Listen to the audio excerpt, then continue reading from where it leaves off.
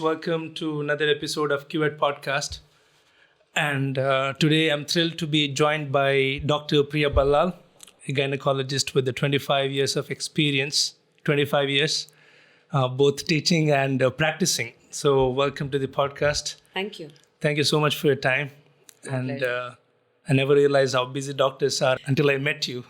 Until we fix this. Little intro is she heads the Department of Gynecology at KMC Mangalore. Used to. I'm just a professor there now. Okay. I finished my tenure. And another cool thing is she runs her own pregnancy clinic, which is named Vijaya Clinic.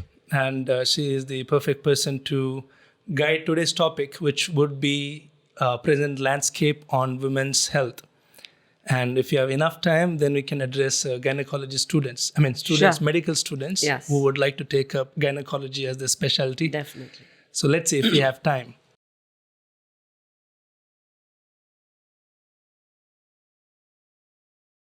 The icebreaker would be, I have to mention that you have served this field for 25 years, Yes. and yet you look like you could still be doing your residency. So what's the secret? Is there something about gynecology that keeps people young?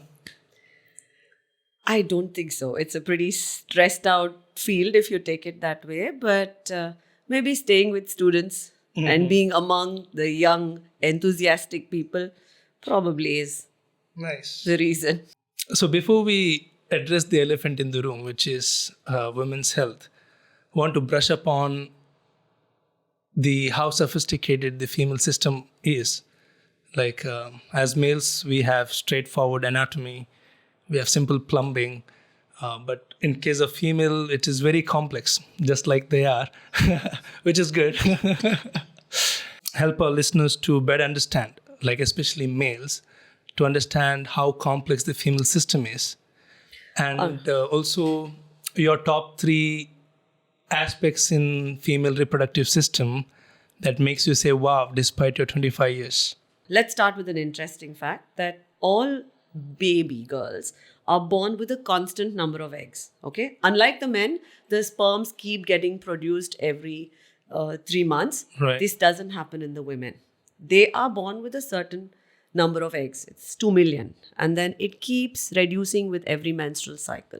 So when she reaches menopause, there are almost 0 or no eggs At the there age which of can 40? ovulate. The age of menopause is reducing, Clinton, interestingly. Oh, right. So the Stressed. average age was 52. Okay. It's now come down to 46. Okay? Concerning. So the age of menarche, that is when the girls start having their menstrual cycle, basically meaning that they have the capacity to bear children, that starts much, much earlier now. So maybe about 20 years ago, the average age of a girl starting her menstrual cycles would be maybe 15, Okay. but now it's as young as 9. Oh my God. Okay. Yeah. What does that mean? Do we have to adapt It's to? a part of evolving system. They are the age at which they start maturing is much, much earlier. Now, there are a lot of theories to it, including the possibility of adulteration of food, hormones in the poultry, Right. etc. Lifestyle. Yes, lifestyle, the average. So, this entire complex system that you said, the female reproductive system, is all handled by the hypothalamus. You know, the hypothalamus sits in the brain, and it is basically the main Regulator. conductor of the entire hormone system. So the hypothalamus decides when you want to eat, when you're hungry, when you're full. It will decide how much your body temperature should be. It will decide your stamina, your capacity to run and work. So it also decides your sleep cycle. And it also decides the thyroid hormone, the adrenal gland, the steroids that are being produced, and it controls the ovaries. So then, any imbalance in any of this will change the menstrual cycle. So you'll see many women who are not sleeping well, doing rotations of night work and disturbing their nocturnal cycles, will have a change in their cycle or sometimes find it difficult to ovulate regularly. Same also, a woman who's eating too much, putting on too much of weight, can have an imbalance and therefore end up with problems. Similarly, an athlete who maintains their weight and a very lean body, and their very vigorous training also makes them almost to a state where they may not have menstrual cycles at all during their vigorous training period. So this hypothalamus is what changes at puberty, which then leads this little girl to end up with regular menstrual cycles. So when the body weight reaches that particular level is one of the signals for the hypothalamus to start changing the way it's behaving and therefore triggering egg release from the ovary. So yes, to answer your question, body weight also does trigger the change in Right. when it starts. I'm concerned about their starting ovulating at the age of 9. Yeah. So the first few cycles need not be ovulatory, but they do start Bleeding. menstruating regularly or irregularly for a few years. But what we believe is the maturation of the ovary takes almost 8 years after menarche to decide that this girl is having regular cycles. But whenever we find the girls maturing before 9, say less than 8, 9 to 12 is the average when they usually do. But if they do it earlier, we call it precocious. That's something abnormal and needs to be looked into. Yes. Any other things to be concerned about? Similarly, when somebody doesn't have their periods until, say, 16, or somebody does not end up with having those changes in the body that should happen, like the breast formation or, body hair change and things like that. So that's one part of female development. The other part is menstrual cycles. So they go hand in hand. When usually these body changes happen first, and then about a year later, they start menstruating. So when these things don't happen until 16, then we start needing to worry about what could have been the problem. Is it a global phenomenon or just It's a local? global phenomenon. Oh, It's everywhere. complex system is getting more complex. It's, yes, true. Yes. Yeah, you were saying something. No, the female system, like you were saying, it's complex, and the estrogen that is produced in the ovary has a lot of protective effects on the woman, which she starts losing at menopause because the estrogen starts coming down. For example, What are the protective? yeah, I'll tell you. So it starts right from collagen and keeping the skin of the woman looking young, okay, cosmetic wise, which is also important. The next most important is it maintains a balance on the lipids. It has a check on cholesterol and metabolism. lipids. Yes. So if you look around, you see many men at 40 and 30 having heart attacks, but I think you'll only see women giving heart attacks. They live longer. Yeah. They do not die of cardiovascular disease at a younger age. Right. Most often, unless they have other problems. You credit that to estrogen. Yes, you have to credit that to estrogen because estrogen keeps a suppression on dyslipidemia. It protects the cardiovascular system, but it also has some of its flip points. Other than that, estrogen is needed for a woman's muscle mass. It's needed for bone health. So the calcium that's in the body gets absorbed in the bone through the help of estrogen in women. So taking calcium and having a schedule for fitness between 35 and 45 is like an SIP you keep for good health post-menopause. So what happens is you'll see many perimenopausal women or women after the age of 50 start getting worried about their menopausal health and then start taking calcium and all the micronutrients and the nutritional supplements to keep themselves healthy. But by then, you have actually missed the bus. Because the time to replenish your stores of calcium into the bone, what we call as absorption into the bone. So bone also has a cycle. There's absorption and there's resorption. So whenever the body needs calcium, it takes from the bone. So that resorption makes the bone brittle. And when menopausal women have more resorption than absorption of calcium into the bone, so their bones get brittle and they end up having a hunch, a low backache, and finally end up with fractures if their bone mineral density is very low. And estrogen is protective for that. So when you have the time at 35 to 45 and you take enough calcium in your diet, you do the exercises and you have a good muscle mass and good bone deposition of calcium, then menopause is less painful. That's why you look younger. you, yeah. Okay, so why it's too late? Like after the age? Post, when your ovaries are not producing estrogen anymore, then no matter how much of calcium you take, it's not getting into the bone. Maybe Can't you just take it 10% like, or 5% of what you're actually eating is getting into the bone. Whereas if you had done it at a younger age when there was enough estrogen, a lot goes in. So we do our bit. When a woman has delivered and she's given her body calcium to forming the baby's skeleton and Right. the baby's muscle mass, we suggest that these women continue to take calcium for at least a year post delivery, so that we are able to give back the calcium to the body, Right. what has been lost. And similarly, when a woman is breastfeeding also, she loses calcium. So all that is added back when we give the advice. But most of the women, so over the 25 years that I've seen, you may hardly have less than 10% of them actually listening to us and taking the calcium for the whole year. Somewhere down, of course, they come to us 6 weeks post-delivery, and at that time, they take the calcium. But after that, we lose touch with them. Consistency is hard to keep.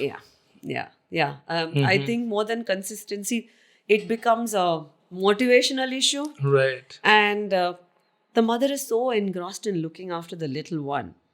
I think she needs a little additional support from somebody else in the family, maybe the partner or somebody, her parents, to continue that motivation to keep taking Good startup that calcium. idea. No? Yeah, I would look into this. Make you younger. Okay. Easy sell. But yeah, my mother has missed the bus. So what do you suggest? Sorry, I didn't get that. Your mother? My mother missed the bus on the calcium thing. So what we do is either as a routine of women or women have symptoms. For example, women usually, we suggest that when they are perimenopausal or reaching menopause or when they've reached menopause, to come for a health check. And that time we can assess this bone loss by a scan called as the DEXA scan. So a DEXA scan is basically to check the amount of density in the bone. calcium Basically, density or bone density. bone general. density. Okay. So it's called bone mineral density check. And when you do this BMD check, we have different levels. It could be deficient or osteopenic or osteoporosis. Osteoporosis means there are big holes in your inside your bone, which Like a cheese now. yeah, hollow and not as strong. So usually most of them are asymptomatic, but when they reach osteoporosis, they have fractures with very minimal fall. Sometimes they've just stumbled on a stone and they end up breaking their hip. That usually happens because the bones are brittle. Sometimes they do nothing, but they end up with a sudden severe backache where you realize that a part of your spine has chipped. Most often they start shrinking in height, they slump forward, and they end up with a low backache. These are some of the early signs which tell you that your bones are getting weak. So we either, when these women come to us with this kind of a bone mineral density problem, we suggest to replace hormones. So it's called HRT, hormone replacement therapy. So somewhere in the 70s, there was a big revolution about women wanting to stay younger and more importantly, physiologically fit, to carry out work, and that menopause shouldn't affect their daily life. So there was a big discovery about giving hormones, which kept women young, kept them healthy, kept them strong, and things went on. And this led to a lot of other issues, lot of research, which then they found that giving estrogen like chocolate is not an answer. It has other problems. Women started developing thrombosis in the brain. They started having deep vein thrombosis, a little increased risk of breast cancer and things like that. So since it became a fad all over the West, it also lost repute very Right, quickly. right. Because Sudden high, sudden yes, fall. sudden high, sudden drop. So people ran away from hormone replacement therapy Right. after that. And then after a huge trials, clinical trials, they've come to guidelines wherein you can give women hormone replacement therapy for a short time and improve their bone mineral density. But at the same time, we need to keep a check on all the other parameters that could go wrong when you give them estrogen. Yeah. Now, other than estrogen, there are also other medications that act like hormones but are not hormones but help improve bone mineral density. So, various other drugs are given to improve that. So much But advanced as bone happened. is, yes, and Yeah. bone is not the only thing that troubles women in menopause. Mm-hmm. You know, their bladder control is a problem. Sexual appetite reduces. Libido. Decreases. Anorgasmia. Mm-hmm. So they don't end up enjoying physical relationships as much as the male partner Wow, does that's at their troubling. age. That's troubling, yes. And So the solution is hormonal therapy and the right doses. there are various different ways in which you can deal with them. Hormone therapy is one of them. So there's a syndrome called as genitourinary syndrome of menopause.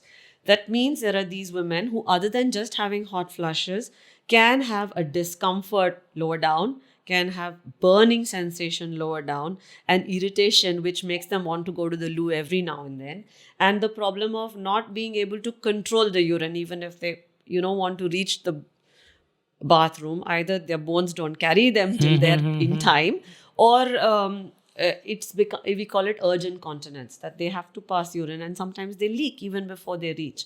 Sadly, not many women come out with those symptoms, and they suffer in silence because they worry that when they come to the doctor, we will either say hormone replacement therapy, Right. and then they're worried about the breast cancer and uterine cancer and other things that can come along with it. But then, like you said, science has come a long way. There are many other ways of giving hormone replacement therapy, and even without hormones.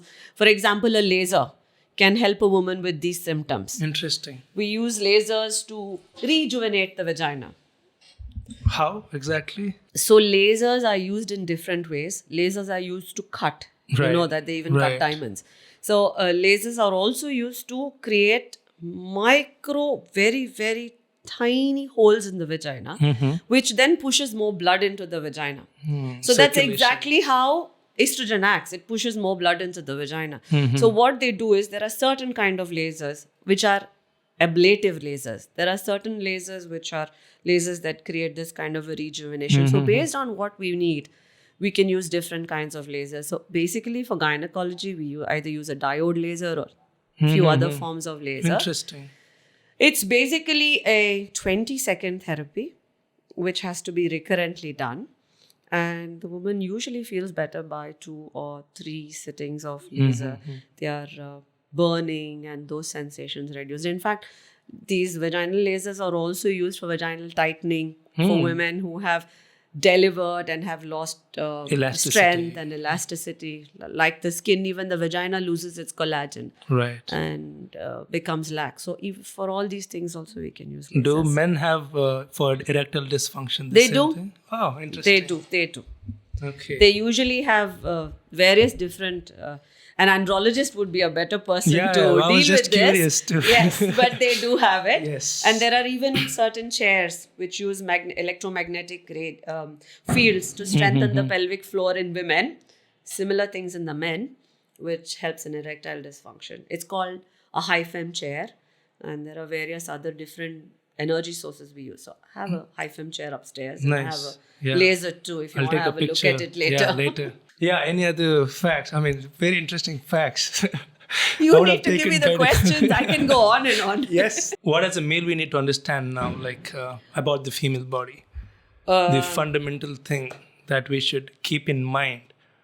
Are you talking about menopause and the transition? General men who are young. So like- men will have to understand women in different ways, no? Hmm. As a son, At you'll the have to age- understand your mom who's getting Right, menopausal. right. As a partner, Right, you'll right, have to right. understand a woman in different cycles of her menstrual phase. Okay, partner.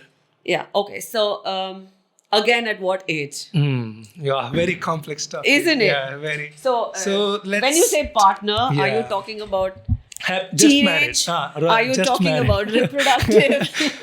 Just married. Okay. Men have to realize that women have different phases in a month. So they go by a lunar calendar. It's usually a 28-day cycle, can go on for 35 days. And her enthusiasm depends on her estrogen. So estrogen rises and falls through the cycle. Premenstrually, the woman is almost devoid of most hormones. And when that happens is the time where she feels low, she feels slightly depressed, slightly low on energy. So you will see a difference in the mood in a woman throughout the cycle. So it's important to realize that. Most of the times it's a butt of many jokes rather than, understanding a Right. woman and her premenstrual cycle. So Right. are you PMSing is a very irritating question for women. Okay. But yes, everyone goes through these cycles, and understanding that happens is very, very important. And that during the menstrual cycle or when she's bleeding, they do go through a lot of pain sometimes, and sometimes they're very, very low on energy. And in fact, I think many companies are now offering to give them 2 to 3 days of leave during their Menstrual. when they're menstruating, so that they're more comfortable. But if you ask me, the first half of the cycle or just post-menstrual is when the libido starts rising, and also her energy starts increasing, and Yeah. and so on. Got it. So if you're asking me about later on, through their pregnancy, if you're asking me Right. how men should understand big women, topic, yeah. that's a huge topic. Huge Maybe you'll topic. have to have a Another podcast, podcast. just on labor Pregnancy. and delivery. Right. Yeah, let me know. Maybe next year, I guess, based on your schedule I've seen. Okay, next, I have some questions I've crafted Sure. based on each external reproductive part of female. Okay. We'll come to vulva first. Here are two things. First is the difference between vulva and vagina. I think most of us get it wrong. Okay. The difference, what's the, we use it interchangeably. Correct. What is vagina, what is vulva? Yes. And second thing, I've seen people get hung up on the appearance of vulva. Like female have unnecessary sexual pressure. If it's pretty enough, if it's big enough, is it normal? So everybody has the different vulva And the variations, hype right? from the market for a, what is that called? Baby doll, Barbie doll with Right, vulva. right. Yeah. Yeah. So, I mean, it looks good to us, but female take unnecessary pressure. So, what do you have to say to that? So the vulva is the outermost portion. They're basically skin folds that close or protect the vaginal opening. And the vulva has a labia majora and a labia minora. So the outer part is called as the vulva. So, its role is protective. in Its nature. role is protective. And the inner part of the labia, there are also two tiny folds called as the labia minora. Now, appearance-wise, it shouldn't matter, but both the vulva, they end up with the most sensitive part of the female genital, external genitalia, which is called the clitoris. So the clitoris has the highest amount of nerve endings, and that's where clitoral Right. orgasm happens when that area is stimulated. Now, this is all protected with the vulva. Now, rarely there is a hood on the clitoris, just like the male prepuce. Okay, you can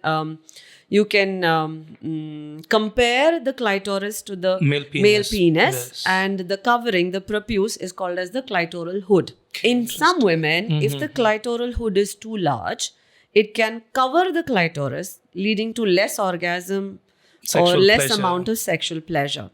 Similarly, when the labia inner part, called as the labia minora, is too large, it may sometimes cause pain or difficulty in intercourse.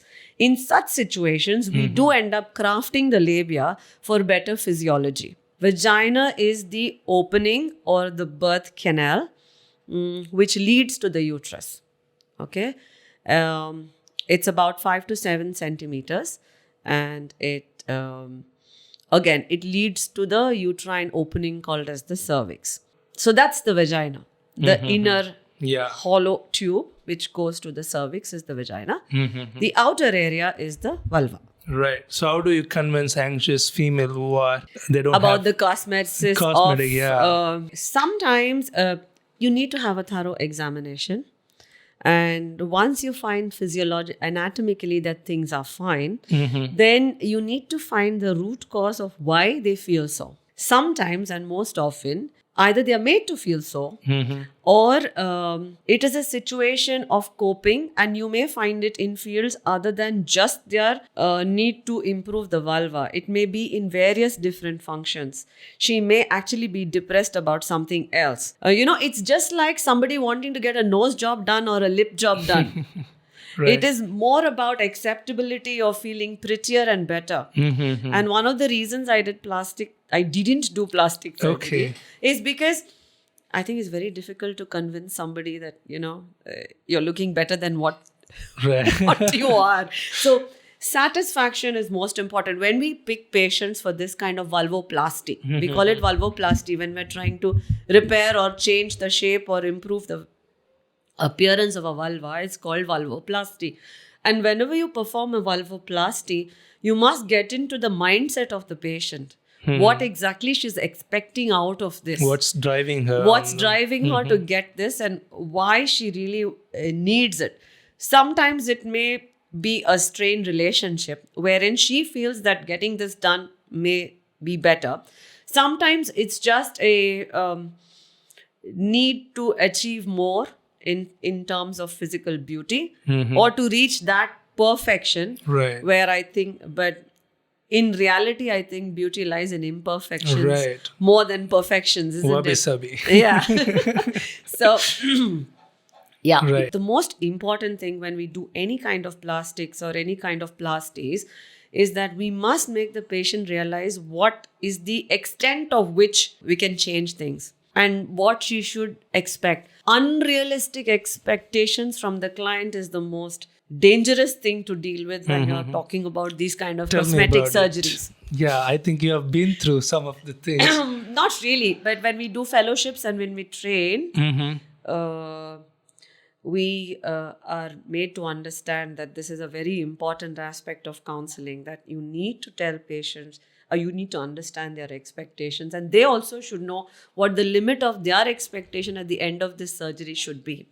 For example, you go to tailor and you tell them to, or an even better example, you go for a haircut. Right. And you're okay. expecting to look like how the Pinterest picture of that haircut was. Your hair may not be of the same quantity or volume or texture as that, but the barber promises you that, the stylist promises you that kind of a haircut. But how many times are we actually happy with the end result? Right. We most often want something better.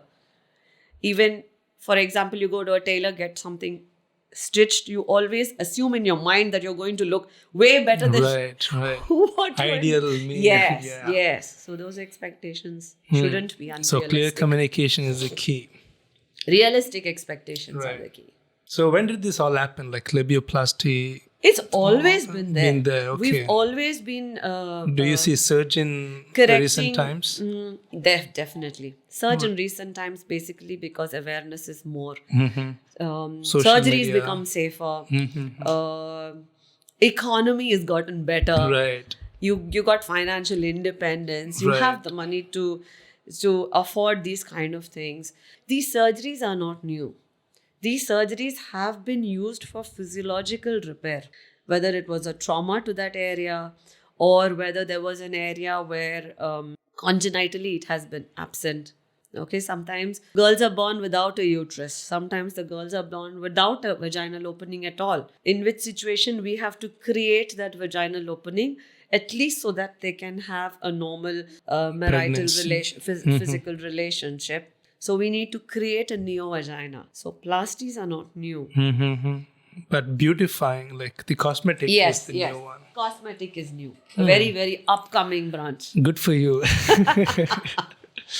Okay, so let's come to clitoris, often referred as pleasure center. In the recent times, we just see the outer part, but it says it's more complex on the inside.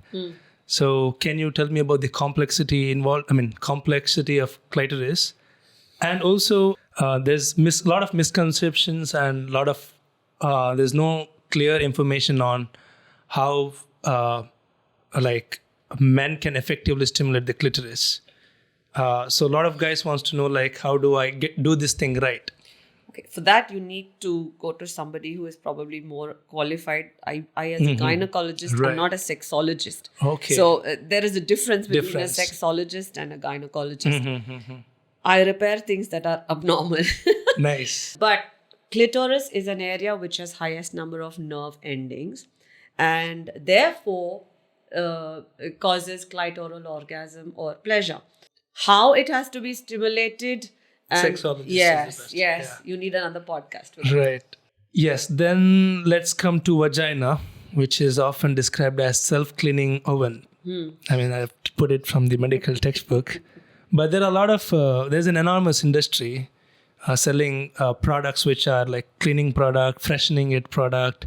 So what is your take on these Soaps products? and I understand what you hygiene products. Hygiene products. Which, I mean, in medical textbooks say they are itself self-cleaning oven. So is there a need for these cleaning products? What's your opinion on this? okay, so in a young girl, the vagina, again, other than the vulva, is protected by a hymen, which Okay. sort of prevents any kind of exposure to the external. So the vagina is protected through a small membrane which keeps it closed until it is breached during sexual intercourse.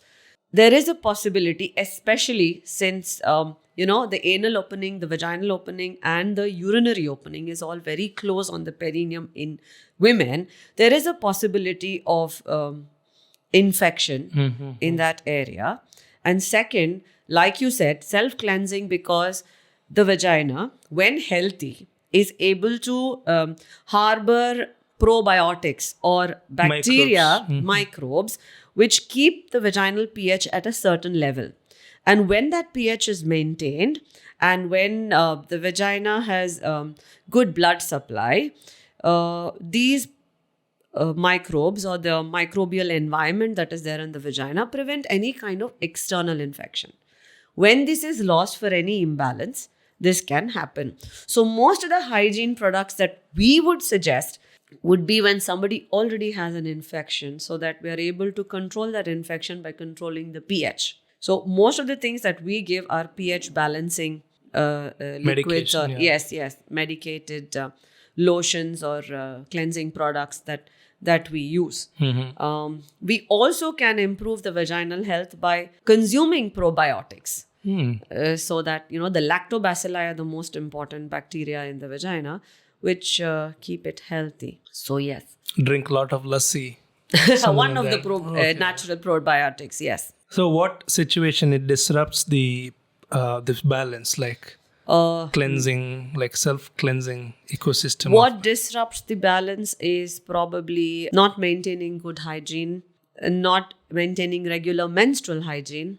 For example, use of tampons, not changing them regularly enough, because this vagina is a conduit for bacteria to go up into the upper reproductive tract, which is most important, the uterus and the tubes. And once the tubes are very delicate structures, they are like a connection between the uterus and the ovary. They are the ones who pick up the egg and pass it on.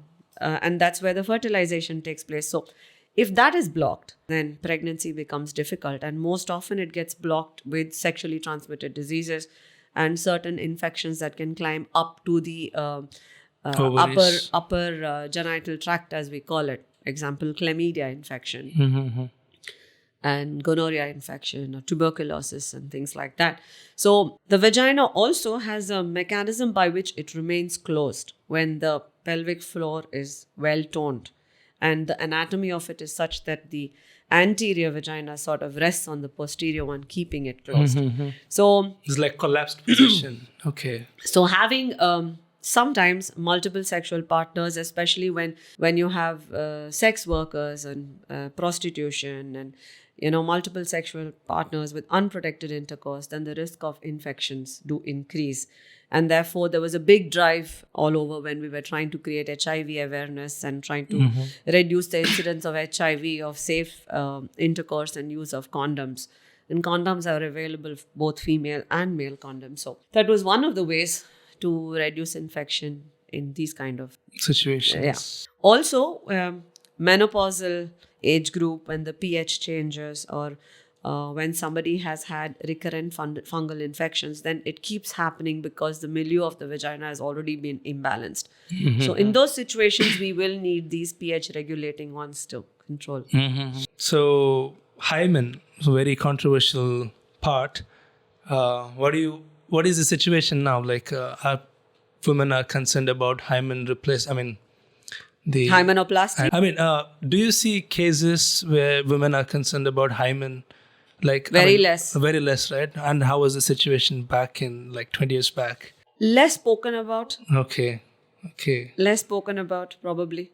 If you're asking whether hymenoplasty is done very often, most often, no. Okay. Very rarely, at least in That's a my good practice, thing. I haven't come up with women wanting to stitch back the hymen. But it is.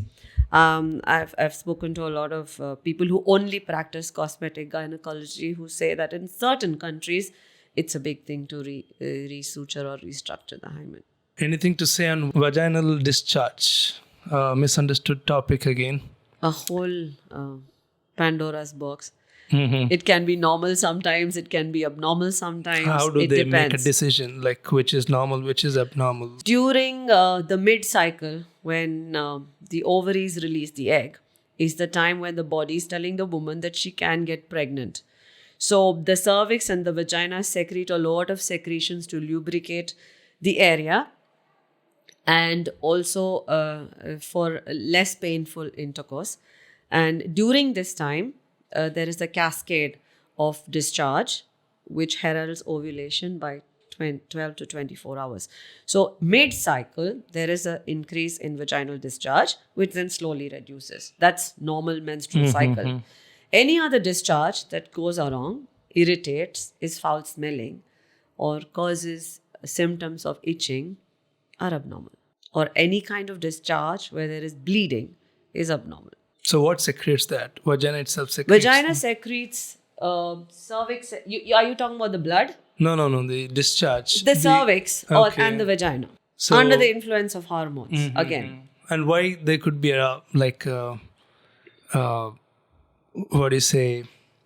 abnormal discharge? Because of infections, because of a growth on the cervix, Right. because of a malignancy on the cervix, because of a malignancy in the vagina, a cancer. It's like a fermentation. No, a cancer. A malignancy is right, a cancer. So right. if there's a growth on the cervix which is cancerous, then there can be blood-stained discharge or foul-smelling discharge because of that growth. So. And how severe it is? Like, is it... how common or how common, severe? Yeah, common. One of the most common cancers in India among women after breast cancer is cervical cancer. HPV? HPV is one of the etiology, and that's why the large drive to vaccinate young girls Right. against. I'm sure that's one of your questions Right. down the line. It was, no, it wasn't. But I was ready to get into that. Yeah. Yeah. So one of the preventable cancers is cervical cancer. We can prevent it by vaccinating women against HPV, which is one of the human papilloma virus, which is a virus that can change certain things in the cervix, making it more susceptible to oncogenic change in the DNA, leading to cervical cancer. So there are two ways we prevent cervical cancer. Either we keep doing a pap smear every 3 years to look at pre-malignant changes that happen way before the cancer starts, so that we can act on it even before the cancer. And that's called as pap smear. We suggest women to have pap smear every 3 years until the age of 65.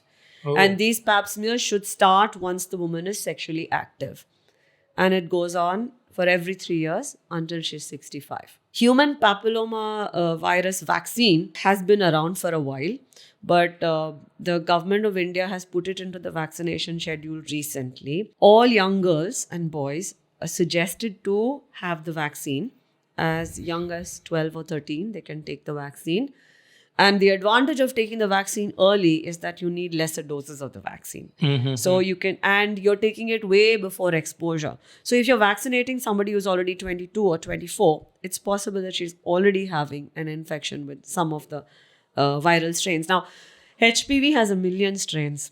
Mutable. Not million, but many. Right. And some of them are very high risk strains, which can lead to cancer. Some of them are low risk strains.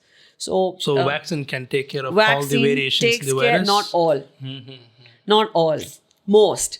And we're hoping that the others cross-react to it and still take care. But in general, women who get vaccinated are at a very low risk of developing cervical cancer.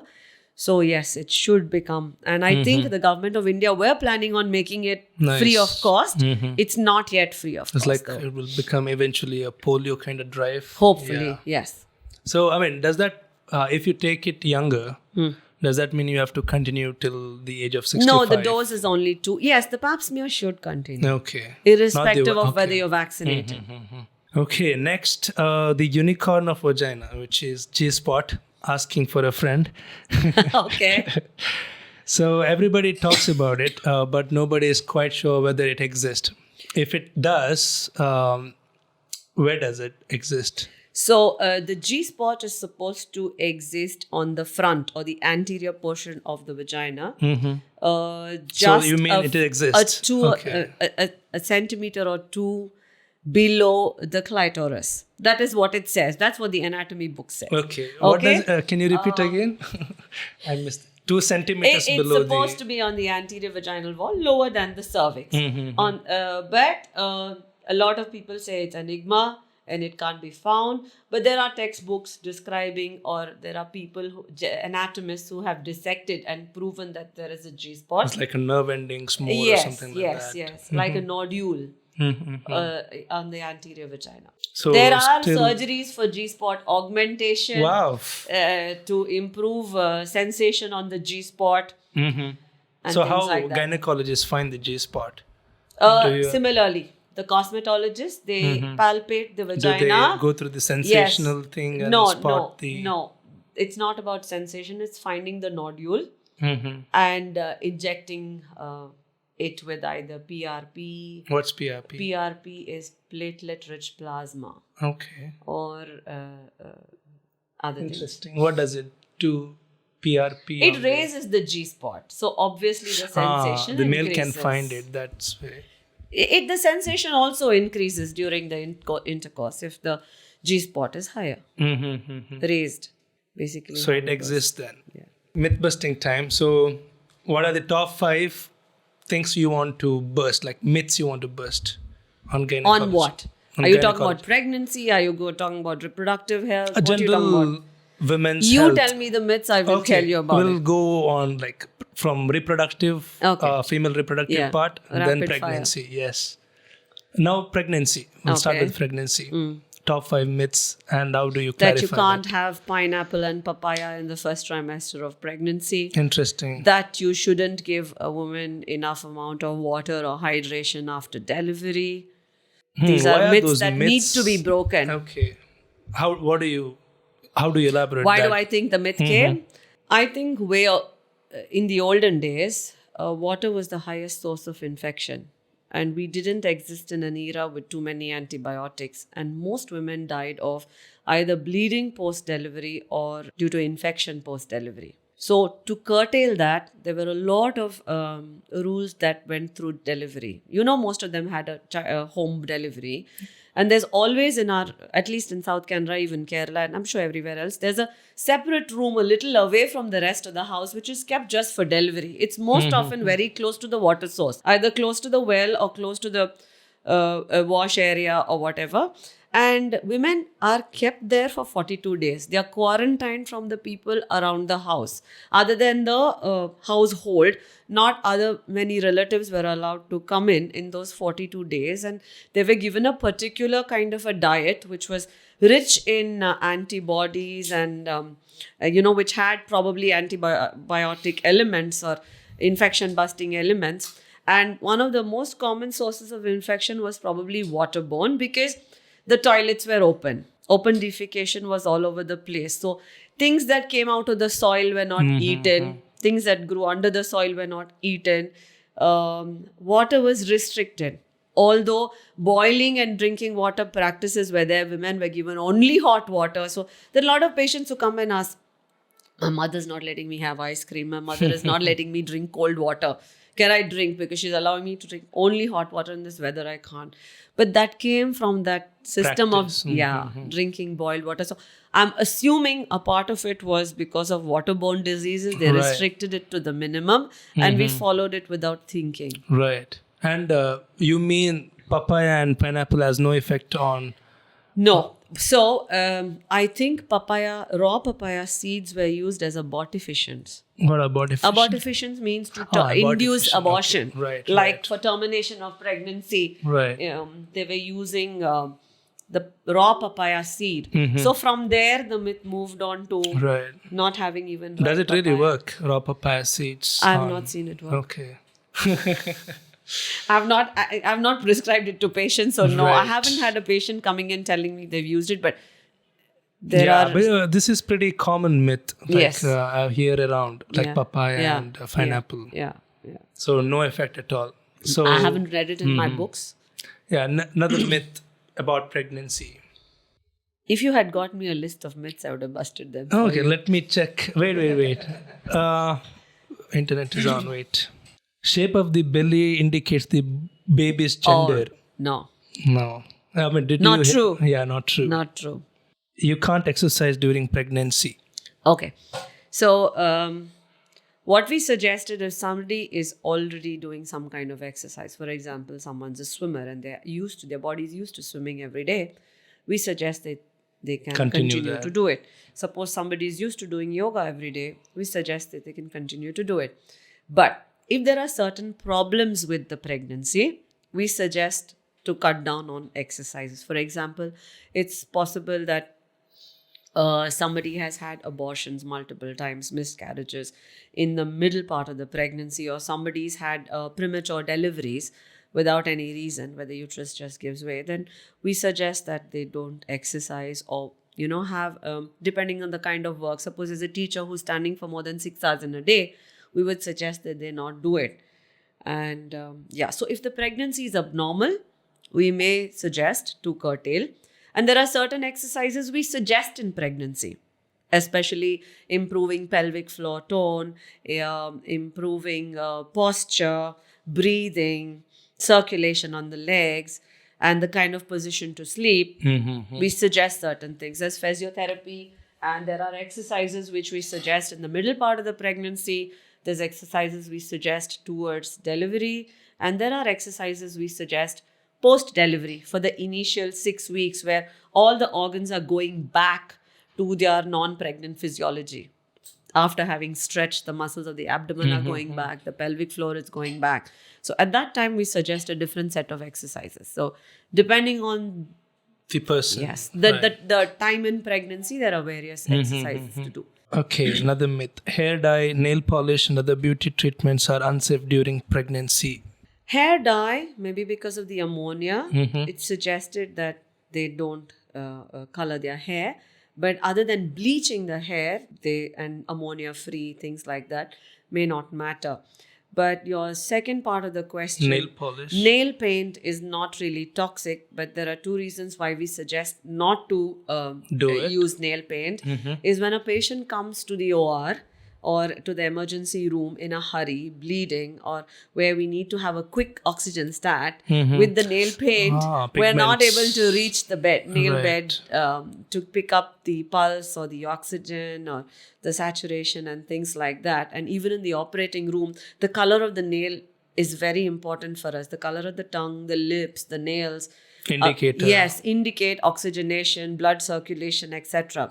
So somebody comes in with blue nail polish, we get worried. Low oxygen. Yeah. So yes. Painful periods are normal and just something to endure. I'll quiz you on this one. Okay. Have you experienced anything physiological that is painful? Yeah. Tell me what. Piles. That's not physiological, that's abnormal. Okay. Piles is a problem which has come up because of those enlarged veins. I'll cut this. Okay. Not fair. He makes a fool of me and then cuts whatever he doesn't want. You're going to run this by me before you make it on air. No, I was just kidding. I know. Yeah. Can you repeat the physiological painful? What do you mean by? What I mean is, whatever Piles is is not- working normally for you is not painful. Correct? You're breathing and it's not painful. You're walking, your legs are not creaking. Your stomach is digesting what you had in the afternoon and it's not causing you any pain. Right. But a woman is ovulating, she can have pain. A woman has to go through labor, which is normal physiology, but it is painful. A woman has to menstruate, it is physiological, but it can still be Painful. Exactly. So there are few physiological things that can be painful. And two most important ones of them is labor or childbirth and menstruation. To answer your question, having pains during period can be normal, but it can also mean there is something underlying that needs to be checked. So What are the common? we call it primary and secondary dysmenorrhea. Dysmenorrhea is a very fancy name just to say that they're painful periods. Okay. It comes from Latin. When a woman has pain, starting with the menstruating bleeding, it can be a part of normal physiology, or it can have something underlying like a fibroid or an abnormally shaped uterus or infections or endometriosis. All of them can cause pain. Painful. Yeah, if there's an intrauterine device, like a contraceptive device, that can also cause pain. So there are various ways why periods can be painful, but there's a whole group of young kids or reproductive age group women who can experience extreme pain during their period without having anything abnormal. What's the root cause of that? It's complex. You want me to explain? Yeah, interesting. You're going to make me spill out the whole Yeah. gynecology textbook here. Yes, we are charging the podcast 200 rupees. So, when the blood trickles through a very tight cervical canal, this separation of the cervical canal, even with that drop of blood, becomes painful. So, an interesting thing about the cervix is it is sensitive only to stretch. So, when a baby comes out, it's very painful. When blood comes out, it's very painful. Okay. When you're trying to introduce an IUCD, sometimes can be painful. So that's why we do it in a particular time of the cycle where it's not so painful. So that dilatation of the cervix is what causes this kind of a dysmenorrhea. 1. And 2, have you ever thought why a woman is bleeding during menstrual cycle? Because the entire inner lining of the uterus is shed. Right. So something has to stop the bleeding. No, otherwise she's going to bleed to death. Why doesn't she bleed to death at every menstrual cycle? Hormones? No, hormones are everything is withdrawn. That's why she's bleeding. So what stops her from bleeding to death are clotting factors, which makes platelets and other clotting factors. Okay. There are multiple Clotting happens after the shower. Clotting happens. Oh. And then the clot is lysed as well, so that it comes out in a liquid form and doesn't collect in the uterus. So like you started, reproductive physiology is very, very complex. But the most important thing that keeps the uterus from letting out all the blood is the uterine muscles just contract. So the blood vessels are going through uterine muscles and the uterine muscles contract and kink the blood vessels and don't allow it to bleed too much. Okay. This happens just after delivery. So the woman is protected from Overbleeding. which is a very, very dangerous thing. 6 liters of blood can go away in just minutes. Whoa. When somebody is just delivered, because there's a large placenta. And in order to give I think I'm going from gynecology you don't have to worry about that. So when there's a large surface of placenta, what's happened is throughout pregnancy, the mother wants to give the baby all the nutrients. Right. So her blood vessels have just opened up into this placenta from where the baby is picking up what it needs. Now, post delivery, that has to cut off from her circulation. So, as the placenta separates, she's left with large leaking, leaking Sockets. placental bed. Yeah. So, how does it close or how does it plug? The blood flow is increased to the uterus in pregnancy. It gives majority of your cardiac output is pumped into your uterus, into the lady's uterus rather, so that she has enough of blood Supply. going to that area and going to the baby. So post delivery, she can bleed out in minutes unless the uterus actually clamps those vessels. So they are called living ligatures. The uterine musculature are called living ligatures of the uterus. What do you mean by that? Ligature. Ligature is a stitch that we put. When we have a bleeding vessel and we tie a suture on it, it's called a ligature. Okay. So the uterus, the muscles are called living ligatures. You forgot to mention this in the beautiful part of it. Like female. There's so much. Yeah. There's so much to say. This is good. There's so much to say. Right. So how did we get here? So I was telling you that the muscle contracts in such a way that it clamps down on the bleeding vessels. Right. So this clamming down causes very painful contraction. So post-delivery, when the uterus hardens, it's painful. During menstruation also, when the uterus hardens, it's painful. And what makes the uterus harden is a substance called prostaglandins. These substances cause muscle contraction. And a higher level of prostaglandins causes more pain in some women compared to less pain in some women. Of course, pain threshold is a very complicated subject to go into. Right. Even you need to, I think you come up with a lot of complicated pregnancy cases. Yeah. So deciding which hormone to inject or what medication and during that time, like high stress situation. It's a different topic. No. Yeah. Like you get such a high stake, high risk pregnancies. Right. How do you make a decision like when to deliver and how what to is deliver? Intensity of pain and what is to be done at that critical time? And okay. We can talk about this thing in some other podcast, So, like pregnancy. Correct. Which is I think you're going to have a series of podcasts. Right. Pregnancy. Yes.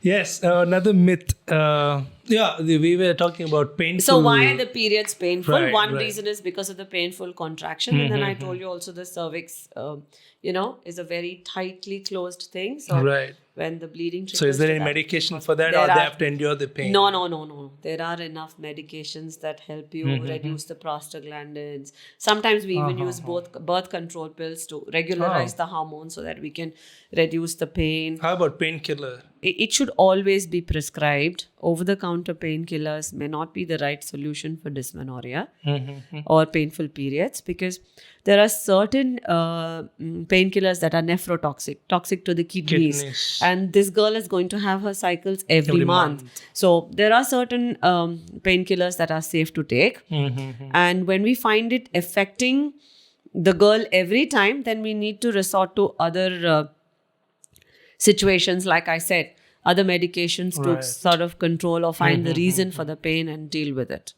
Interesting. Birth control pills cause weight gain. Yeah. Birth control pills are available in different doses. They do cause certain amount of weight gain. Maybe the textbooks say about 1 or 2 kilos. That is the maximum amount of weight gain birth control pills are supposed to have. But with time, and we call them different generations of birth control pills. Right. So there's first generation, second generation, just like the models of the cars. Advancement. Yes. So the current ones are extremely low dose pills. So these extremely low dose pills are made to reduce the number of side effects to a minimum, with still maintaining the effective dose of medication. So these pills will just about work there. So if a woman misses a day or two of pills, then their effectiveness really plummets down. And so when you're taking a low dose birth control pill, it's very important to make sure that she's taking it very regularly without skipping her doses. Because even skipping 1 or 2 doses not only can cause failure of the birth control, but it can also cause bleeding irregularly and other problems that can come in with irregular birth control pills. So your myth was that taking birth control increases weight. It has a small possibility of Not a huge weight margin. gain. But birth control pills also reduce the amount of bleeding that a woman has. So if somebody is bleeding excessively and therefore not able to maintain a weight when she starts taking the OC pills, she can improve her hemoglobin and have better health and better weight gain probably. UTIs are mainly caused by poor hygiene. Intrauterine infections, is it? No, UTIs are urinary tract infections. Track. A woman or a female urethra is a shorter urethra. That a urethra is the pipe that connects the bladder to the outer, external. to the external genitalia. So in a male urethra, it's a very long urethra. Okay, a female urethra is a very short urethra, and like I told you, the perineal area is a very small area in a woman. Protected by labia. Yeah, and, where the urethra, the vaginal opening and the anal opening from are very close. So sometimes when the intestinal bacteria or the bacteria from the feces move up towards the external genitalia or the urethra, it can climb up, causing urinary tract infections. And most often this happens because of certain hygienic practices. And sometimes urinary tract infections can also be precipitated by abnormal anatomy. Or, close proximity, you mean? renal stones. Or it can also happen because of certain recurrent vaginal infections. Like there are certain organisms called trichomoniasis that can cause vaginal infection and also cause urinary problems. Same also chlamydia. It can cause urinary problems as well as vaginal infections. So the right way of cleaning the perineum, the right way of cleaning or ablution after having moved bowel are all things. And sometimes intercourse also does play a role. There are some women who end up with what we call as post-coital urinary tract infections.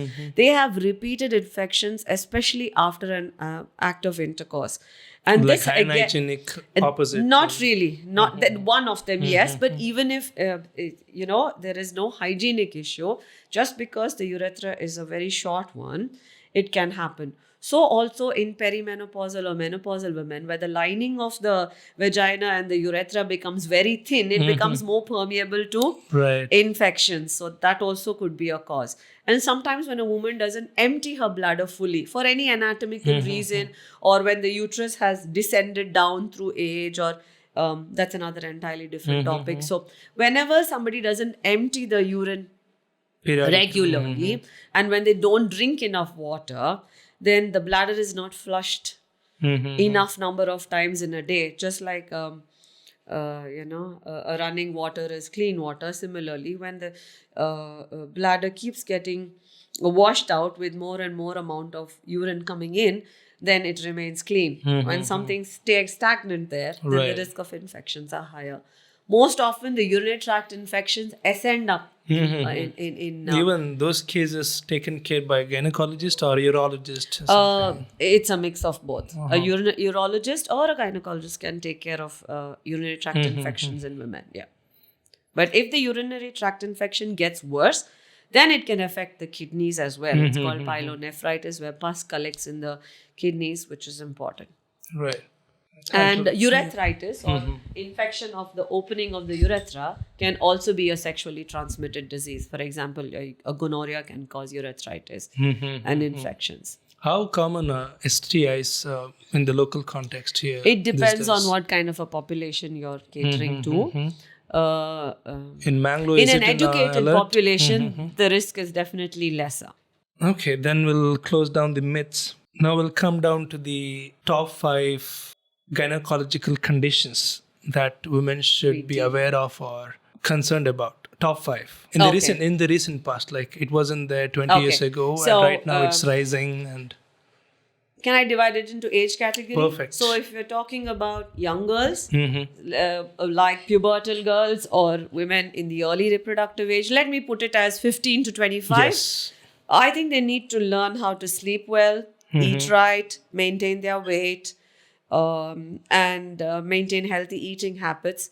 Try to avoid abusive substances, smoking, alcohol, or because each of them has a toxic effect on their reproductive cycle, have the toxic effect on pregnancy, etc. And like initially when I spoke about the hypothalamus, and I explained to you how eating too much or Right. eating too less, going on an extreme diet, or suddenly getting into an exercise routine can mess up their menstrual cycle. They need to have a good balance of healthy eating and Sleep cycle as well, right? sleep cycle as well. Yes, that's very, very So important. what's common in this age group?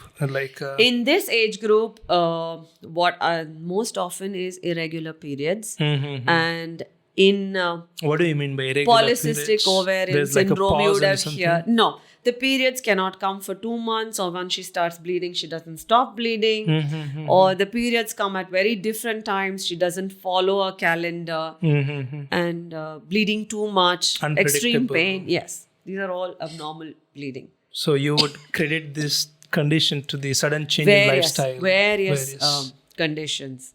Very complex. It's extremely complex, but suffice to say that keeping your right body weight, an ideal body weight, eating right, having good sleep could What's probably... the ideal body weight for that age It group? depends on your height. Height, right. Keeping the BMI right is important. So anything with this age group?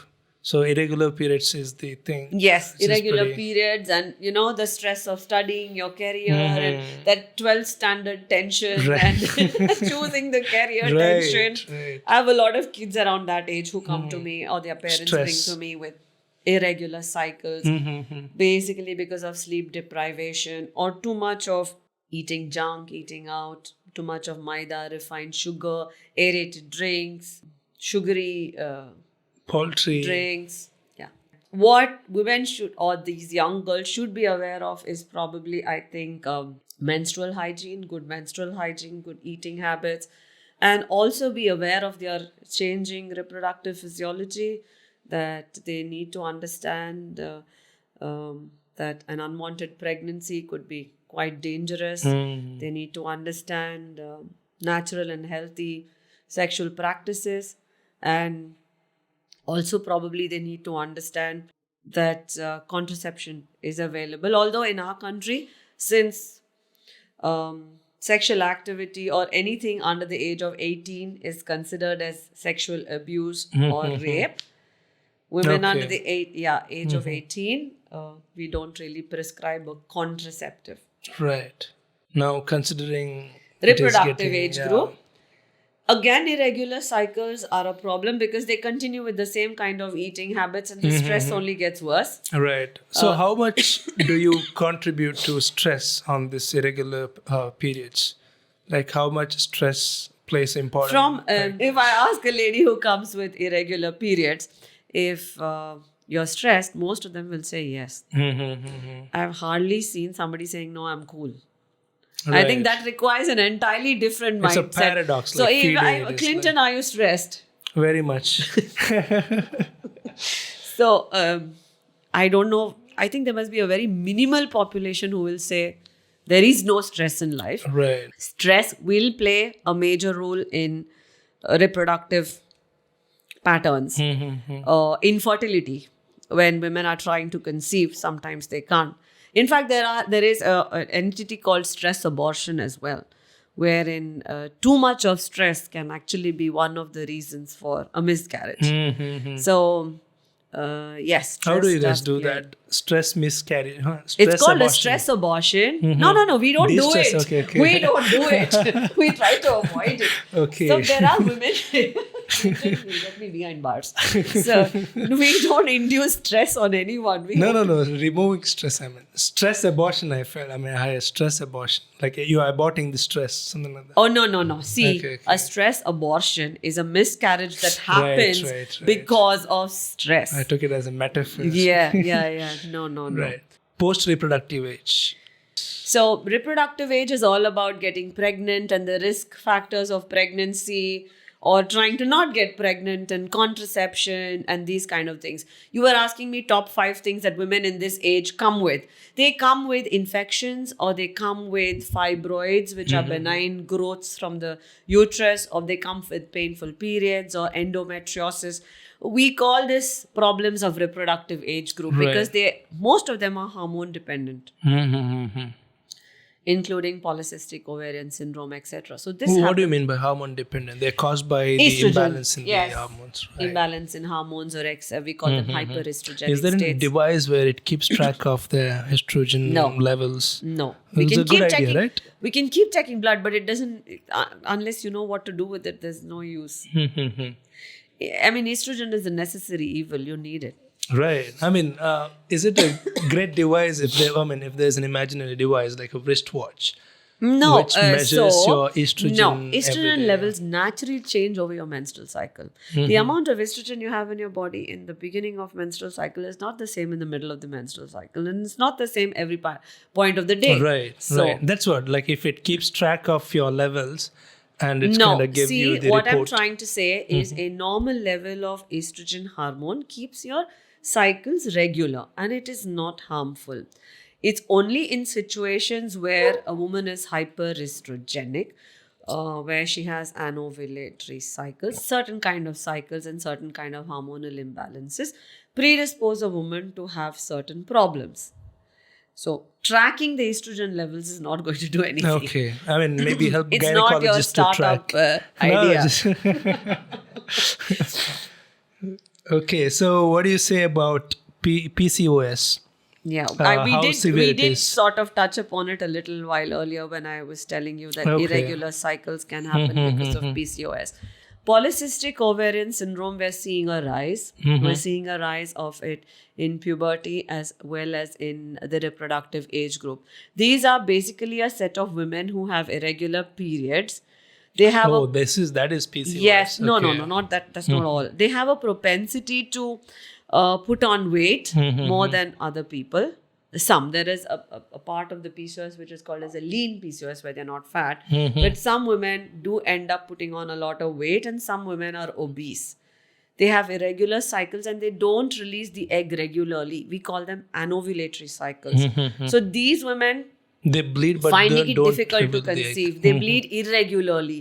They may have 2 to 3 months of no periods at all, and then the bleeding Suddenly, starts and it goes on for 2 weeks or 3 weeks.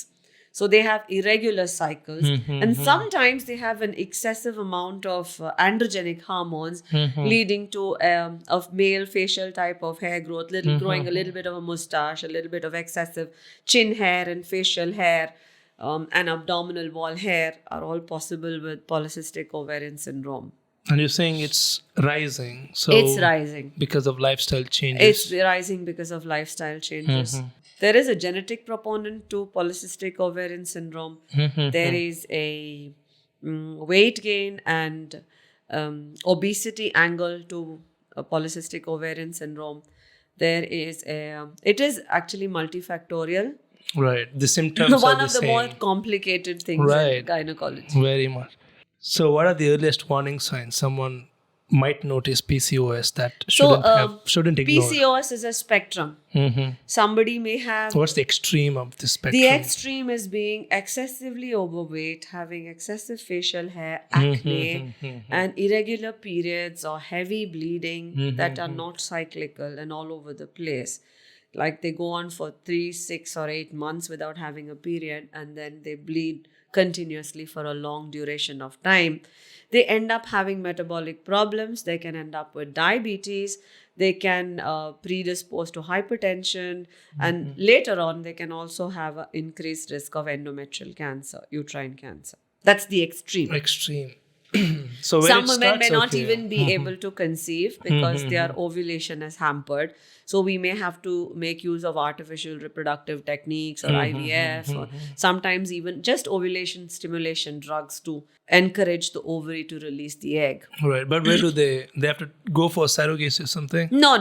Most often we are able to handle it with medication. Yeah. Okay. Some of them may require IVF. But what if at the middle of gestation there's sudden complication on the Oh, wait. bleeding. PCO has nothing to do with gestation. Once they're pregnant, she's not menstruating regularly. So the pregnancy hormones have taken over. So polycystic ovary is only gynecological. Right. I mean, gestation, I meant the, what do you call the... Gestation means pregnancy. Yeah, right. I used the right term. Yes, showing off.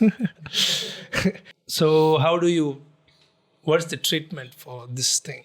Hormonal therapy again? Basically, it starts with lifestyle Changes. So it will revert back. The body We're will revert trying back. to reduce the amount of... basically, obesity leads to insulin resistance, leads to a high level of insulin. Insulin then interferes with estrogen and progesterone and androgen production and causes this excessive hair growth and everything else. So we're trying to reverse that cycle. We're trying to create regular exercise, healthy eating habits, reduce the amount of fat content in the diet, improve the protein content in the diet. And basically, these women may be anywhere between just advising on diet to actually requiring a nutritionist, a dietitian, or even a physical fitness Trainer. therapist with them to go through weight loss and things like that. There are women who naturally conceive after they've brought their weight down and they're eating right and sleeping right. Their insulin resistance comes down and they automatically start ovulating. Whereas there's another spectrum of women who will require medication to ovulate, or we have to make sure that the cycles are regular. So depending whether they're planning a pregnancy or avoiding one, we have to choose the hormones that we want to give them to treat these irregular cycles or treat the infertility or help them conceive. So there is different treatments depending on what the patient's current situation on her obstetric career is. Right. Yeah. And how about endometriosis? Like, how does it look Extremely complicated. So endometriosis is quite common. It's not cancer. It's benign, but it can lead to life-changing prospects. Yeah. So that's severe. It's very severe. Women who suffer from endometriosis, if you look through your Wikipedia or the internet, you'll have a lot of endometriotic societies wherein there are group of support groups for women who suffer from this. Wow. Because it's a disease that actually makes the woman really suffer for the simple fact that there is no end point to it until there's menopause. So this is something where, to explain simple words, endometriosis is when there are endometrial glands outside the uterine cavity. Okay, can you repeat? So our uterus has a lining cavity. Right. The cavity has a lining, and this lining is made up of glands. They are called as endometrial glands. What basically they secrete the glands are supposed to collect nutrition for the baby that implants, the fertilized egg that implants. But the body doesn't know in which cycle this is going to implant, right? So these endometrial glands, they grow at every cycle, and when the cycle wanes off, they're shed. So in a situation where these glands are outside the uterine cavity, that again happens because of various different ways. There are multiple theories for it. It's a very complicated issue to explain. But when these glands are outside, like the woman is menstruating, she's also bleeding from these glands into the peritoneal cavity or into around her uterus, outside on her ovary. Sometimes if there are endometrial glands around the navel, she can have bleeding from the navel. She can have bleeding from her nose. She can have bleeding from incision sites on the abdomen, depending on where these glands go and rest. So they can be pelvic endometriosis. You mean they can even rest on nose? Yeah, and have nasal bleeds. Yeah, that can happen. It's rare. Luckily. It's like a gene switching, is it? Like a gene switch not a gene switching, but they believe that when there is there are 2-3 theories. One is called as a transplant theory, where they assume that somewhere around the formation of the embryo, these cells have gone and rested in a wrong place. there's something called as retrograde menstruation, where they believe that when a woman is menstruating, a little bit of these glands have gone through the fallopian tube and fallen into the peritoneum and grown from there. If I explain more, your podcast is not going to get any views.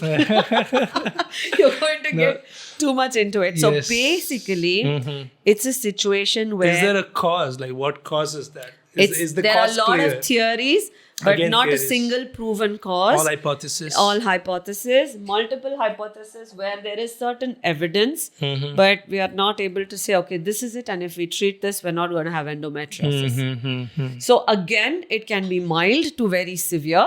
When it is very mild, it may not cause any symptom. It may cause a cyst in the ovary. Mm-hmm. It may cause a little bit of a sticky situation in the pelvis where the tubes are stuck to the ovary, or the uterus is stuck to the intestine, Oh. or the bladder, and things like that. But in situations where there are large growths or where it has blocked the tubes, Like it can the cause... glands will outgrow, you mean, like grow in No. size. So since the glands have a menstrual cycle, Mm-hmm. they also have a menstrual cycle wherever they are placed. Oh. So these glands will bleed into the peritoneal cavity. That blood will be absorbed. It releases sticky fibrin. Things get They stuck. deposit. They form, they Right. deposit. And whenever they bleed inside the next time, they again expand. They cause a Oh, stretch. It's okay. painful. And slowly, a cyst can grow as large as 10 to 20 centimeters with a lot of It's like, collected is it blood. attached to the body, or is it just the... It's can be attached to the internal structures, to the Oh. uterus, to the tubes, to the removing ovaries. that may lead to internal bleeding? Yes, removing that is difficult. Removing that can cause sometimes damage to the urine pipe, to the bladder, and things like that. And removing that sometimes is frustratingly... How long? It is frustratingly, what can I say? Painstaking. It's painstaking, but there's no result. It'll grow back. Oh, no point. Okay. So- no satisfaction, even if you So remove the one. problem is we tackle it depending on what her problem is. So Okay. we try to reverse the physiology pharmacologically so that these endometrial glands don't bleed, or they stay quiet so that it doesn't trouble the woman. So we have different hormones which we can give in different routes, different routes means different mode of administration, either with a device inside the uterus, or swallowing pills or injections, which can calm down these glands and therefore control the pain. If these glands if this endometriosis has caused a changed anatomy and structure, and it's not allowing for proper egg release from the ovary, or it's not allowing egg transport through the tube, then sometimes we even need IVF to get these women pregnant. So, But they can't host that embryo, right, in the uterus. If They there's a do. They deposition. do. They do. Sometimes women may have endometriosis elsewhere, but the uterus may be normal. So they can host a pregnancy quite well. When the uterus hosts the endometrium and there are glands in the muscle, it's called adenomyosis. That causes a stretch issue, severe menstrual cramps, severe pain that starts even before the menstrual period. So that's another entirely different. Let me look at the images. No, you don't want to. Yeah. I'm scared of blood, though. Google doesn't want me to freak Severe out. pelvic endometriosis, yeah. Oh, these were... It's like I got the illustration to get your point, but... Correct. This is a normal. on this one? Yeah, so all these. I mean, is that painful? Having that? Very painful. Very painful. You can't do your normal function, You like can't. normal activities. Especially it becomes very painful towards the menstruation. Oh my So, god. in fact, the pain starts even before and lasts after a period. Mm-hmm. It makes intercourse painful. It makes egg release painful. It makes menstruation painful. And sometimes, Walking, sometimes running. it causes pressure on the nerves that reach the back, the Oh. presacral plexus of nerve. So it causes chronic backache, severe pelvic pain that the patient endures throughout the day. Mm-hmm. It doesn't allow her to rest at night. It can be sometimes a situation much worse than cancer. But sometimes we can't say that every woman will reach this stage. Right. There are very few with very severe endometriosis. How many you it see? can is stay in a like mild form. Out of 1 million women out there. So how severe is this in the numbers? Endometriosis is quite common. It's quite common. You see patients common. Yes, we see patients quite commonly. The most common areas we see is in the ovary. An endometriotic cyst, we call it, or we also call it a chocolate cyst because the fluid content inside these are chocolate colored because of old blood. So endometriotic cysts are quite common, and you see it very common in infertility practice. Women who are not able to conceive, we usually find them having endometriosis. Yeah. So what's really concerning is nobody knows the cause of it. Yes. Knowledge gap. Nice. It's not really a knowledge gap. It's multifactorial, and therefore it's not that one terrorist you shoot him down and the story ends. I think somebody will win a Nobel Prize. If There's a somebody- lot of work happening, and there is a lot of path-breaking work happening, but we've not reached a situation because, like I said, it's multifactorial. It's got genetic background. It's got different theories in which we. Epigenomes. Yes, we have a mixture of things that leads to this problem. And what do you do in those cases? Do you feel very sympathetic to your patients? Like, So we are taught to empathize with patients. not sympathize. Yeah, because then we get into that emotional Right. situation and we're not able to take Then you forget the fee. efficient clinical judgment. No, the fees is a different thing. ball game, but efficient clinical judgment can sometimes be Right. affected when you end Emotionally up involved, sympathizing. right. Yeah, so we are taught to empathize. We understand. We try to make their life more comfortable. And, it depends on what they want. Like I said, now a woman comes with endometriosis and she's just about 20. I can't tell her, get rid of your ovaries and your uterus and the problem is done. But a woman at 45 says, I'm fed up of this. I've reached a point where I can't take it anymore. I've had kids. I'm done with this. Then do something. Then probably we can, get rid of the ovaries and the uterus and get rid of this problem.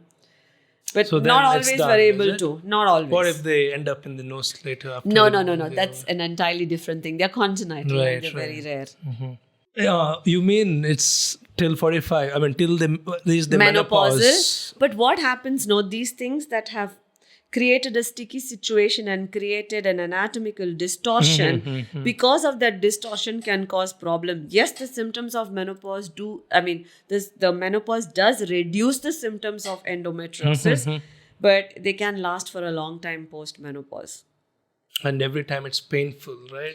The cyclical pain stops at menopause, but the nerve pressure and the distorted anatomy can still trouble her for a while. Doesn't it outgrow and put a pressure on other body parts? It does sometimes. It causes bladder problems. It causes patients with constipation. Sometimes painful passage of motion. Defecation becomes a problem. It can cause a lot of trouble. We ablate it. We use laser on it. We surgically excise it. We use hormones on it. It comes back again. Yeah. And how fast it comes back again? Like, It is depends on different people. People, okay. Okay, next is fibroids. So what are they?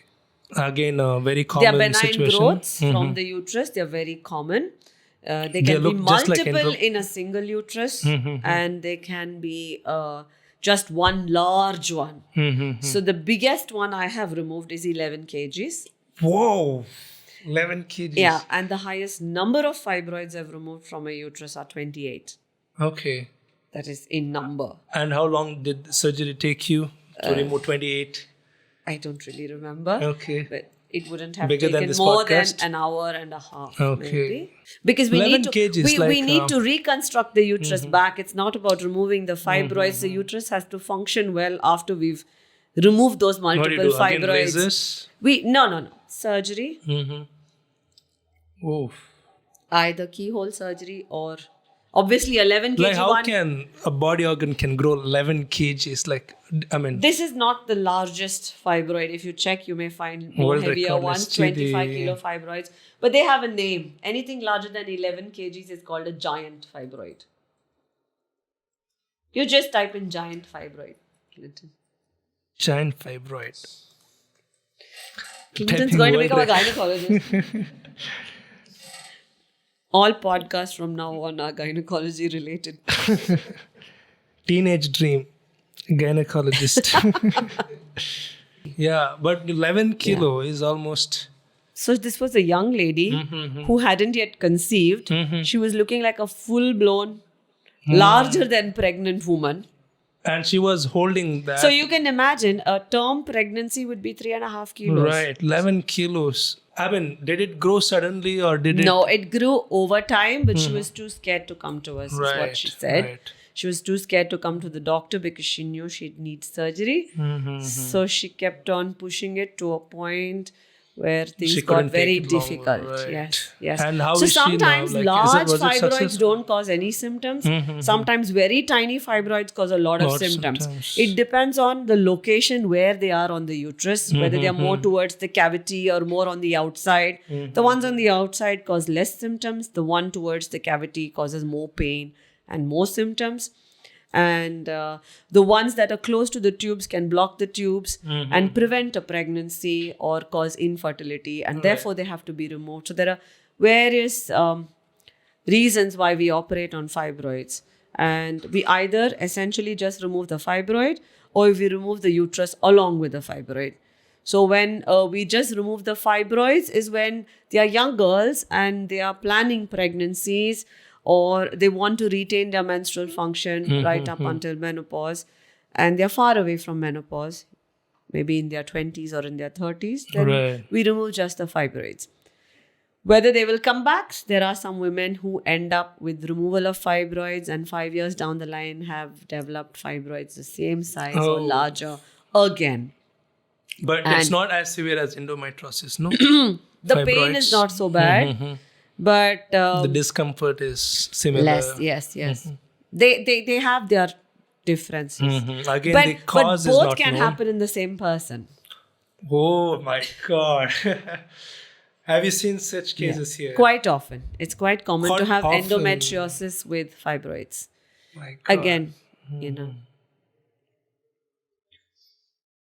And what age group? It's basically like reproductive. Reproductive, 20 to 40. If you say out of how many Mostly in the women in a 30s. million?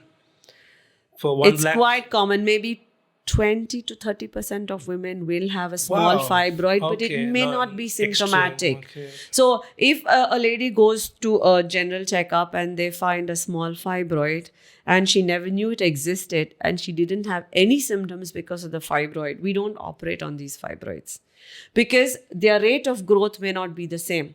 Some fibroid may last with them till menopause and shrink and disappear without causing any problems to the patient. Like I said, location, size, and the symptoms that it causes is more important than presence of a fibroid. There may be many asymptomatic women, no symptoms, presence of a fibroid, you just leave it. They won't grow, they remain the same. If a fibroid has grown large enough to be seen or felt on the tummy, then it needs to come out. So again, the cause is not clear. What causes fibroid? Cause is overgrowth of a particular focal area of uterine muscle. So what causes that is also Yes. multifactorial. Yes. So the sad thing is it will grow back. It may grow back. Okay. Not in the same place, but a woman who has had one fibroid in one Do location. they feel it when may they have- grow back? Like, is it? No, they sometimes cause symptoms, and that's when they come to us. The symptoms can be painful periods. The symptoms can be heavy menstrual bleeding. The symptoms can be blocking the urine passage. Like they say, I haven't been able to pass urine suddenly. There were women who came to me saying, the urine has just blocked. Since yesterday, I haven't been able to pass urine. Don't they feel the pressure of? They feel the pressure of a full bladder, Oh. but they don't know why they can't pass that urine. is so discomfortable. So position. when they come, we realize that there's a fibroid that's blocking the urine passage. And the removal of that fibroid is the only answer. It causes acute retention of urine. And in some women, it can cause painful intercourse. It can cause painful passage of motion. They're all called pressure symptoms because of the sheer size of the Right. fibroid. And the thing is that these fibroids can grow really large. Whether they become cancerous, a very they're small... made up of cells, right? Fibroids, or is just They are the a world pattern of overgrown muscles. A fibromuscular kind right? of It's like a it's just cells only, right? They are harder than muscle. Okay. They contain a world pattern of fibrotic, No, okay. a bundle of. They're usually circumferential. They have a pseudocapsule. They're limited. You can check on a Structure. structure. You'll find. So they're well circumscribed. You know exactly where they are. On the ultrasound, they're easy to pick up. And how complicated is the surgery to remove it? Most often, the point is to make sure you've come out of the uterus, leaving the uterus as untouched as possible. So you keep making cuts all over the uterus to remove, pick one here, pick one there, pick another one there. And wounding it's going to, every yes, it's going to heal badly, and it reduces the capacity of harboring a term pregnancy. It's not going to, it can cause painful Infections as periods well. and a lot of, not infections, painful periods, etc. So restructuring the fibroid back to, what do you call that? Restructuring the uterus. Restructuring the uterus back to a normal shape It's is quite what is challenging. what is the main aim of that surgery. Surgery, right. Removing the fibroid is all about getting the right planes, but you know, a fibroid is a very vascular structure. When we talk about vascular, it means it gets a lot of blood supply. So it is connected. So when you scoop out a fibroid, you have an empty space or a bed there, and bleeding and blood, you allow it to bleed there. It can get infected there. So the aim is to not have any dead space. Close the entire bed of the fibroid and with suturing. uh-huh. With suturing. Again, so many Multiples, veins. yes, so that the architecture of the uterus is kept back to what it should be like before. So therefore, when you have multiples to reach, we try to tunnel. We make one incision and try to reach maximum number of fibroids as possible through that one incision. And that too, you basically need to plan out a myomectomy before you go in to do it. We'll It's do like, another I'll do it on the podcast. go. Yes. It's Is it- like is you it- plan it. You look at MRIs, you do your ultrasound yourself, you create a 3D Right. image of how you're going to tackle these fibroids and then only get in. And the dictum is that you need to have enough blood on hand when you operate on fibroids. And the woman may lose blood. So we optimize her hemoglobin and we optimize her health before we plan a fibroid surgery. And the one rule is that we always tell her that if and when you have life-threatening bleeding during that surgery, we may reach a point where we may have to remove the uterus. That's something we always discuss with a patient when we're trying to tell them that we're going to remove the fibroid and leave the uterus behind. That can happen only, when you've secured all the bleeding. So often you do that. Quite often. How often I remove the uterus? No. very The rare. fibroids. Yeah. That's planning quite for the quite a fibroids. common surgery in gynecology. What's the most complicated fibroid surgery you had ever? That There are is like, many. wow. There are many. Many? There are many. There must be one where you like that nothing could beat that, and you The felt so 11 relieved. kg one was difficult to lift up and operate underneath, Oh, obviously. right. And the multiple ones. I mean, how the body stretched to it stretched like Wow. a huge pregnancy. the uterus was stretched, right? Yeah, the fibroid was stretched. No, Luckily, but it grew outside the uterus. And how did you do that? Just lift the 11 kilo Yeah. and just underneath. They have feeding vessels which we need to tackle. There is a myoma bed which we need to deal with. Blood vessels. We use a lot of energy sources to prevent bleeding. So there's no treatment again, There to is. stop it. There are treatments which we use to reduce the bleeding from the fibroid. There are treatments which we use to shrink the fibroid for a particular amount of time. But unfortunately, we don't have a single Preventive. tablet or an injection that can permanently just vamoose the fibroid. There's no a vaccine where you won't get the No, fibroids there at all. isn't. There isn't. What's the one thing you wish every woman knew about protecting her gynecological health? Awareness of the problems that can go wrong with her, especially when it comes to dealing with her pregnancy, dealing with her health post-pregnancy, and dealing with her health post-menopausally. Women can have, like I told you, reproductive cancers are quite common. Breast cancers, cervical cancers, ovarian cancers, and uterine cancers. Now, ovarian cancers are like stealth planes. You don't know you have it until it's reached an advanced stage.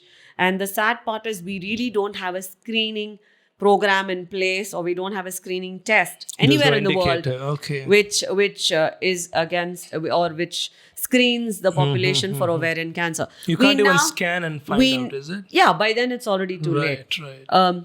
We now know that certain genetic mutations can cause the cancer, and therefore we're moving in that direction, doing High-risk genetic mutation individuals. studies, identifying high-risk individuals, women who have their mothers or their sisters or their aunts who suffered from ovarian cancer. We now identify those women and suggest that, they complete their family early, and then we Right. remove the ovaries. And things like that. But probably more important to be aware of the presence of these things, and probably have a health check ever so once in a while, especially when you're in the high risk category. Cervical cancer, on the other hand, like I told you, has a very well thought of screening program where you can have pap smears, you have vaccines, you have colposcopies, and you have various other screening programs in which we get into. Now, women in India most often, at least I'm talking about rural India, don't get into cancer screening so well. So what we do is opportunistic screening, meaning if a woman comes to me with any other gynecological problem, You do. I create an awareness of pap smear screening and cervical cancer screening, and get them to undergo a pap smear, so that at least I would have found them in the early stage or in the pre-malignant stage of the condition. Like I told you, ideally a woman should have pap smears every 3 years until 65 Menopause. years. No, beyond. Beyond. Until 65 years of age, she should have a regular pap smear. Uterine cancers are very simple. The minute there's a cancer, there's bleeding. So all women who come post their menopause who have bleeding, or women who are Bleeding in the urine. No, vaginally. Okay. Like a menstruation, but after they've stopped menstruating. okay. So menopause has happened, they haven't bled for a year, and now suddenly start bleeding. That is indication. That's of an urinary. indication, which can be something as simple as hormone depletion to as bad as a uterine cancer. So any bleeding after menopause should be taken seriously enough to go and approach a gynecologist to decide whether it's dangerous or just a part of menopause. Again, uterine cancers are familial cancers. There are at-risk mutations, genetic What are mutations. familial cancers? Familial cancers are families who are at high risk. Right. How many do you cancers. see in Mangalore? Quite a bit. The most common reproductive cancer, like I told you, in our country is cervical cancer, followed by Ovarian. and endometrial cancer. Endometrial cancer happens to women who are exposed to estrogen for a longer duration of time. Women who have started their periods early, like I said, 9 or 10, Nine. and women who have a very late menopause. After the age of 55 also, they're continuously having menstrual cycles. Those women are at an increased risk. Women who are obese, women who are diabetic, women who have thyroid issues, women who have polycystic ovarian syndrome, all these women are at a higher increased risk of uterine cancers. Right. So what if I'm a father of 9-year-old girl and she started menstruating? I mean, what should I do as a parent? Should I freak out like 9-year-old? Should I take her to gynecologist? I think nowadays there are enough programs in school and also enough awareness on social media. And the parents are aware enough to prepare their kids around this age to face menstruation. And it's not taboo to speak about it Right. in families. So I feel the girls nowadays are way more prepared than the previous generations were in dealing with menstrual problems. And I think the schools are also doing a good job educating them on So it doesn't physiology of reproduction and things like that. They're quite well aware with. No, if there's bleeding at the age of 9, doesn't mean they will have some complications. No. later in life. Okay. Like I told you, it's normal to for Right, 9 to right. 12-year-olds to start menstruating these days. Okay, I thought there would be complications No. eventually. Okay. So how do gynecologists suggest contraception options? What is suggested is called as a cafeteria approach. So a cafeteria approach means everybody doesn't take the same kind of coffee. And the cafeteria offers a different Based on the dosage. based on what the need of the person is. a person who's having, a person depending on their age group, their marital status, and the number of times they're having intercourse will have different need for different contraception. Also, their body pattern, their risk factors helps you decide. So it's a very counseled, and it takes a lot of time to discuss contraception, and it also depends on whether the amount of time you're planning to postpone your pregnancy. Some contraceptions are permanent. It's called sterilization. Right. Most often Vasectomy, surgery, right. vasectomies, tubectomies, etc. Some are temporary, and it could be a pill that she's taking, or it could be an injectable, Implant. or it could be an implant under the skin, or it could be an intrauterine device. So it depends based on different women and their No, I was options. always wondering when I was in PU, like why would somebody inject, under the skin, like Implant. like hormonal implant? Because it's like- easy to remove from there. Oh, okay. So what is an alternative to, like, they can plan it for a long time? Is it? They can plan it for a long time. They don't have to remember to take the pill every day. Right. Once it's done, it's there. And their regular checkups are much lesser compared to maybe an intrauterine device. So they're made up of estrogen and progesterone mixture. The or implants are mostly progesterone. progesterones. Okay. So doesn't they complicate the other? It changes the menstrual cycle for the time that it has the Yeah. implant in place. But once it is removed, it goes back to Okay, normal. normal. Yes, I think we have covered. In less than 3 hours. No. That's part one. That part one. Did we take 3 hours? No, right? No. 2 hours. Yeah, less than 2 hours. Less than 2 hours. That to part one. Yeah. Part 2 happens today only? No. Thank we'll do you. it. There's too No, much. I'm ready, but looking at your It's condition. exhausting. Yeah. Yes. Is it? Okay. You done the most speaking. Yes. It's like taking a long class. right. It's a class. Like gynecology for dummies. Right. That's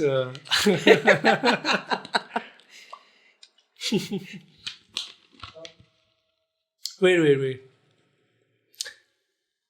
Have to thank, no? You can thank after part 2. Part 2, right? Yes. Means you're ready. Pumped up. Yeah. Yes. What do you intend to have in part 2? That's for medical students. This is for women. Okay, now you want me to tell somebody what mind setup they should have as a gynecologist. That who are is the for- women who there I want to want- take up gynecology. Right. Once you've taken up, what your temper should be. Oh, right. Good Isn't it? questions. Yeah.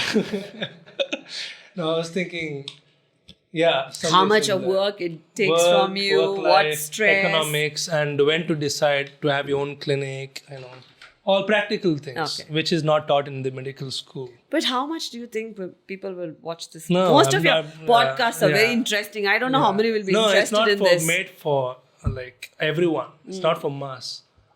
If it's doing for someone, I'll properly it is made sure it is properly usable. Like not. I don't have a niche. Correct.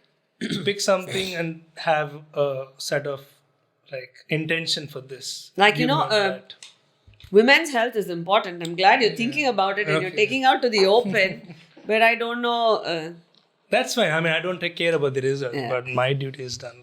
Correct. Yeah. That's nice. A good social responsibility.